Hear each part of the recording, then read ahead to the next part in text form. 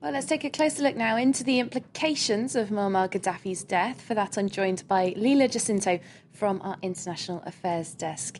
Leila, good to see you. Now, one day after Gaddafi was killed, we still don't really know exactly what happened, do we? Oh, absolutely. There are at least 3 different versions of this story a day later. You know, the Libyan acting prime minister, Mahmoud Jibril, said that Gaddafi was killed in crossfire and he died on his way to a Misrata hospital. But then he later appeared to suggest that a stray bullet hit Gaddafi on the way to hospital. But meanwhile, we've been having all this amateur video footage, which is very disturbing and graphic, that shows Gaddafi alive, dazed, discombobulated, and being manhandled through the streets of Sirte. Now, you know, this video footage was being aired and was on the internet hours before the NTC yesterday actually confirmed Gaddafi's death. Now, for those of us who have been covering Libya for since the uprising began in March, this really does not come as any surprise. You know, we've been seeing the lack of command, control, and communication between the NTC, the National Transitional Council, in Benghazi, and their fighters on the ground. And this is one of the challenges, just one of the challenges that is confronting Libya now. Well, and talking about those challenges with Sirte now falling, we are expecting an official announcement from somebody in the Libyan new government saying that they have now officially liberated the entire country. But when can we expect to hear that, and what will happen now? Well, expect a lot of official announcements. Libya has to be officially liberated. In the next few days, NATO will officially announce the end of the international mission. That's when the real work starts. On the military front, Libya has to now create a new military, an organized military. But before they do that, they have this extremely complicated and difficult process of decommissioning and disbanding all these militia forces.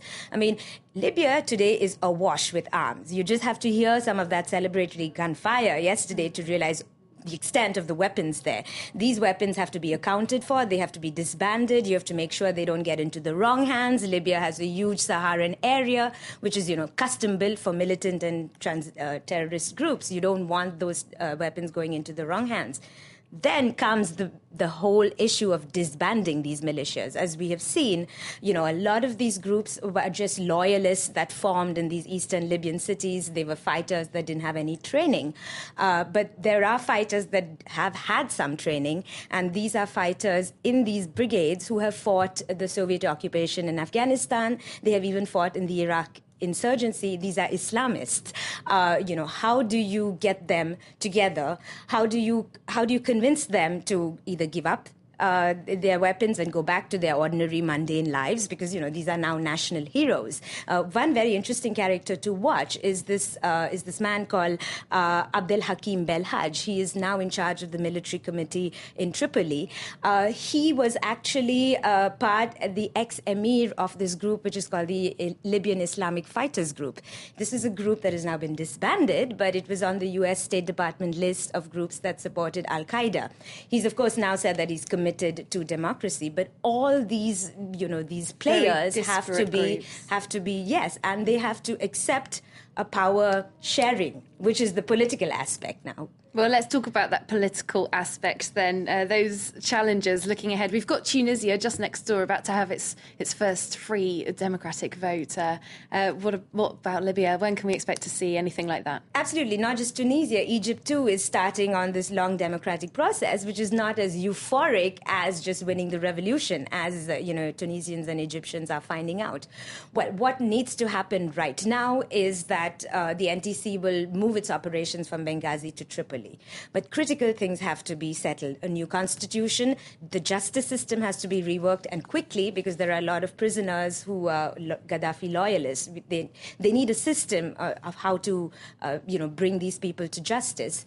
They need to probably have a transitional government, after which they should have election into a national council.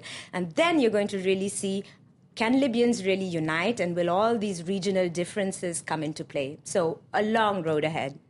Well, thanks very much, Leila Jacinto from our International Affairs Desk.